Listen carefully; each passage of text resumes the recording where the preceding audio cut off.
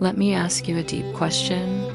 Is suffering a punishment, a lesson, or simply the price of being alive? Suffering has haunted humanity since the beginning.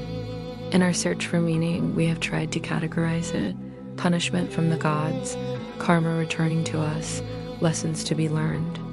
And yet, suffering is not so easily explained.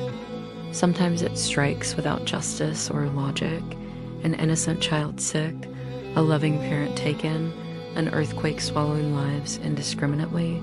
Can we call such suffering a lesson? Or is it simply the raw cost of existence in a fragile world? Perhaps suffering is many things. Sometimes it is the result of our choices, the inevitable consequence of cruelty, greed, or negligence. Sometimes it is a teacher, chiseling compassion into us, reminding us of our shared vulnerability.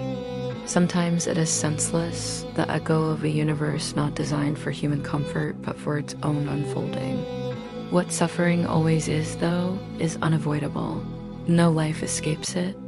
This realization can either embitter us or awaken us. If we see suffering as solely punishment, we may live in fear. If we see it as solely lesson, we may burden ourselves with guilt. But if we see it as part of the fabric of existence, neither wholly just nor wholly meaningless, we may begin to carry it with humility. Perhaps the worth of suffering lies not in its origin, but in our response. To suffer is to join the universal fellowship of beings who break and mend, who cry and endure.